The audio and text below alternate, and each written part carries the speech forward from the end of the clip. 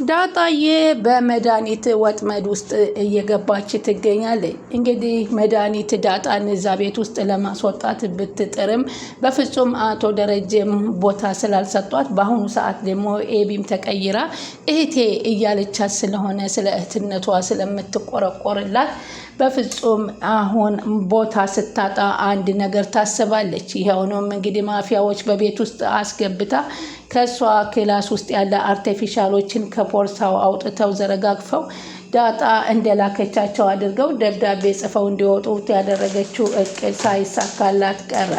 ምክንያቱም ይህንን ነገር ስታደርግ እነሱን ደግሞ ወደ ቤት ቶሎ ብለው እንዳይመለሱ ወደ እነሱ ታምም ያለሁና ኑ ቶሎ በማለት ትጠራቸዋለች። እነሱም እውነት ታማ ነው ብለው ወደ እነሱ ሲሄዱላት፣ እሷ ግን የታመመች ሳትሆን አንድ ጊዜ ከተማ ሳዩኝ፣ አንድ ጊዜ ሱፐር ማርኬት ገብታ ጠብቁኝ በማለት ስትላቶ ደረጀ ተጠራጠረ። እቺ እህትሽ እብድ እኮ ናት ለእኔ ስትል ታገሳት ስትለውም አሁን እሷ እንዳለችውም ዳጣ ውጭ ወጥታ እንደሄደች ሳትመለስ ስትቀር አየሽ ዳጣ ናት የወሰደችው በማለት እንግዲህ ቤት ውስጥ እሪ ያዙ ይልቀቁኝ፣ ወርቆች ሁላ የት ሄዱ የጠፉ እያለች ስትጮህ እባክሽ ተረጋጊ፣ እዚህ ቤት ማንም ሰው የለም ይላታል። ምክንያቱም ዘበኛው በሰዓቱ መጋኛ መታኝ እንዴ በቀን መጋኛ አለ እንዴ እያለ ነበር እንጂ እውነት ሰዎቹን እረስቷቸዋል። ያፈዘዙት ሰዎች ስለነበሩ እረስቷቸው ነበርና ምንም ያውቀው ነገር የለም።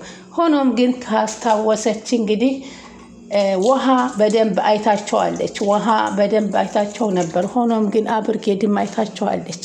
ስለዚህ ይህንን ነገር ስላየቻቸው አብርጌድ በፍጹም አሁን ለመድኃኒት ሳይሆን ለዳጣ ሁና እየተከራከረችላት ትገኛለች። አቶ ደረጀም በጣም እሳት ለብሰው እሳት ጎርሰው እንዴት ዳጣ እንዴት እንደዚህ ትላታለች በማለት ሲሉ አንተ ምንድነው እህትሽን አስወጪልኝ እኔ ነግሬሻለሁ እያሉ ሲናገሩ አንተ እኮ መዲን ስለምትጠላት ነው እንጂ እውነት ያልጠፋትን ነገር ጠፋኝ አትልም ስትል ወይዘሮ ማርታም ትናገራለች። ኤቢ ሁሉን ነገር በትዝታ እየተመለከተች በትዝብት ሁላቸውን የሚናገሩትን ታዳምጥ ነበር። በኋላም ናታል መጣና ናታልን እንግዲህ ዳጣ ወሰደች እየተባለች ነው፣ ይሄው ጽሁፋ ለሰዎቹ ያስላከችው እሷ ናት ተባለ የሚባለውን ነገር ናታል ሲሰማ፣ ናታል ደግሞ የተጻፈውን የእጅ ጽሁፉን አምጡት እኔ የዳጣን ጽሁፍ አውቀዋለሁኝ፣ ዳጣ ብዙም ትምህርት ላይ ያትኩረት ስለሌላ ጽሁፏን አውቀዋለሁ ብሎ ጽሁፉን ሲቀበል ግን በሚገርም ሁኔታ ይህ ጽሁፍ የዳጣ አይደለም ሲል ናታልም መሰከረላት። አቶ ደረጀ በጣም ተናደዱ። በእርግጥ እሷም ከሰላም ጋር ሄዳ ከመጣይ በኋላ በጣም ቤት ውስጥ ማንንም ሳታገኝ ስትቀር ተመልሳ ወደ ውጭ ወጥታ ነበር የሄደችው። እንዴት የት ያለች ዳጣ እያለ አቶ ደረጀ ሲጠይቅ ነበረች፣ ግን የት እንደሄደች አላውቅም። ተኔን እኮ የት እንዳለ ቦታ ሄድኩኝ ካላለች እኮ አትሄድም ነበር በማለት ቢደውሉላትም ዳጣ በአጋጣሚ ስልኳን አላነሳችም ነበር። ይህንን አጋጣሚ ደግሞ ለመድኃኒት በጣም ጥሩ ሆኖላት እንግዲህ ያያችሁ ገንዘቤን አዘርፋኝ ካሰረፈች በኋላ ጠፋች። እናንተ ታማኝ ናት ጥሩ ናት የምትሏት ስትል አቶ ደረጀ አሉ እባክሽ ይችን ልጅ አስወጪልኝ። ወይዘሮ ማርታ ደግሞ እንግዲህ መውጣት ካለባት እሷ ለምን ትወጣለች? ወርቆቿን እንዴት እንደዚህ አድርጋ ታስወስዳለች? በማለት ሲያዙ እንግዲህ ወርቆቹን እንዳነካች አብርጌድ ከዚህ በኋላ እህቴ ናት ብላ ስላመነችባት በፍጹም እሷ አልነካችም። የሆኑ ማፊያ የሆኑ ሰዎች ገብተው እኔም አይቻቸዋለሁኝ ውሃም እንደገና አይቻቸዋለሁ ስትል መሰከረች። ይህ ሁሉ ስራ የመዲ ነው በሚል አቶ ደረጀም ቆራጥም ነገሩ ተናገሩ። ናታልም ተናደደ። በዚህ ልክ ለምንድን ነው የሚሆነው? ከዚህ በኋላ ልጅቷ ምን አድርጊ ነው የምትሏት? በማለት ለዳጣ ሆኖ ናታልም መናገር ጀመረ። አብርጌድም ዳጣ በፍጹም አልነበረችም፣ ጭራሽም ወደ ቤትም አልገባችም፣ ምጥንና ውሃም አልገባችም። ውጭ ከግቢ ሁነነ ዘበኛው ገዙ ጠፍቶን እየፈለግን ነበረ። ገዙ እስከ መጨረሻ ወርቆ ተኝቶ አገኘ ነው ከሱ ጋር ነበር እንጂ ዳጣ እንደውም ሰዎቹን ጭራሹን አላየቻቸውም ብለው መሰከሩባት። በዚህም ጊዜ በጣም ተናደደና አቶ ደረጀ ከዚህ በኋላ አባዬ አለች፣ በቃ እኔ ከዚህ ሴትዮ እያለች መቀመጥም አልፈልግም፣ እናቴንም ማሳየኝ ብትል ነገ ዛሬ እያልክ ልታሳየኝ አልቻልክም። ብዙ ውስጤ እየተጎዳ ነው ያለው። ስለዚህ ከዚህ በኋላ እኔ እዚህ ቤት መኖር አልፈልግም፣ በቃኝ በማለት ምርር ብላ ስትናገረው፣ ትንሽ ጠብቂ እንዳጣየ፣ አሁን ሁሉ ነገሮች በቃ እውነት ሊወጡ ነው። እህትሽን እንኳ አታያም፣ አሁን ከጎንሽ ሆነችልሽ፣ አብርጌድ አመነችሽ። ስለዚህ እኔ እኮ ዛሬ ከሰላም ጋር ሂጄ ሰላምን ሳናዘዛት ነበር፣ ግን እሷ በፍጹም ልነግረኝ አልቻለችም ስትለው፣ እንዴ ሰላምን እንዳትጠይቂያት አላልኩሽም? እኔ እነግርሻለሁ አላልኩሽም እንዴ በማለት ይጠይቃታል። ሰላም ወደ ቻናሌ ተከታታዮች ሰላማችሁ በያላችሁበት ይብዛ። ለቻናሌ አዲስ የሆናችሁ ሰብስክራይብ፣ ላይክ፣ ሼር እያደረጋችሁ አበረታቱ። ዳጣ ቀጣይ ፓርቲ ዘመተናል። በዚህ ፓርቲ እንግዲህ ዳጣ የመጨረሻ ሰላምን ሄዳ እኔ እናቴን ታውቂያለሽ ወይም ጥያቄ መልሽልኝ፣ በህልም የሚበውን እየመጣሽብኝ ነው። ስለዚህ አንቺ ደግሞ ከዚህ ቤት ቀድመሽ ገባሽ ነሽ። ስለ እናቴ ልታውቂ ትችያለሽ እና እናቴ ማናት ስትል አባትሽንስ ታውቂያለሽ ወይ ስትል ነበር የጠየቃት። አባቴን አውቃለሁ። እንዴ ጋሽ አባትሽ ሆነ እንደ በማለት ስትጠይቃት ግን ደንግጣ ሀሳቡን አላስጨረሰ። የእንጀራ አባቴ ብላ ነበር ያለፈችው። ይህንንም ነገር የሰላም በእርግጥ ተረድታታለች። ሆኖም ግን ሰላም አብርጌድና ናታል ስላሉ እንዲሁም ውሃና ምጥን ስላሉ ይህን ነገር አስቀይሳ ወደ ምግብ ማቅረብነት ትቀይረዋለች። ሆኖም ግን እሷ ጭንቀት እንዳለባት በውስጧ የተረዳችው ለሰላም በቃ ብላ ለደረጀ ትደውላለች። ከዚህ በኋላ ልጅቱ የተጨናነቀች አእምሮዋ ሊታመም አይገባም። እኔም በቅርብ ጊዜ ወደ አንተ ቤት እመጣለሁ። ስለዚህ ይህችን ልጅ አንድ ልንላት ይገባል በማለት ሰላም ወደ ደረጀ ትደውላለች። እባክሽ አሁን የገባሁበትን ጭንቀትና ጣጣ አላወቅሽም? የማርታ እህት መታለች፣ አይተሻታል?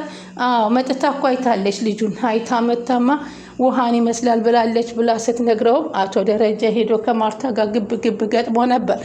ቢሆን ስለምን ለኛ አትነግርም? እሷስ የመሰላትን ውሃን ይመስላል ብትል ምን ለውጥ አለው በማለት ማርታም ለእህቷ ለመድኃኒት ሆና እሷን ለምን እኔ ነው አልተናገረችም?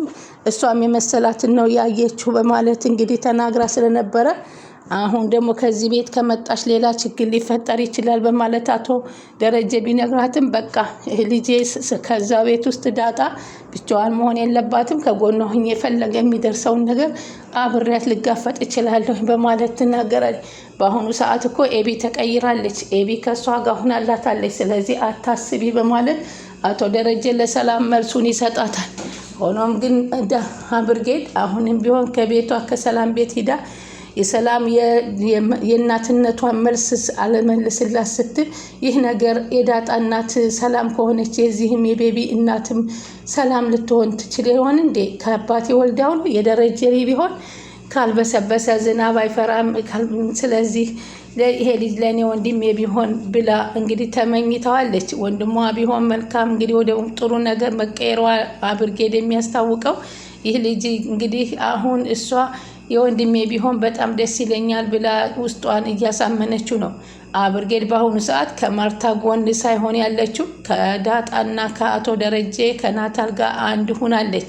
እንደውም መድኃኒት የት ሄደችብኝ ጠፋችብኝ እያለች ወይዘሮ ማርታ ስትጨነቅ ምን ያስጨንቅሻል? ውጭ ሀገር ብቻዋን አይደል እንደምትኖረው ምን እንዳትሆን ብለሽ ነው በማለት ነበር የመለሰችላት።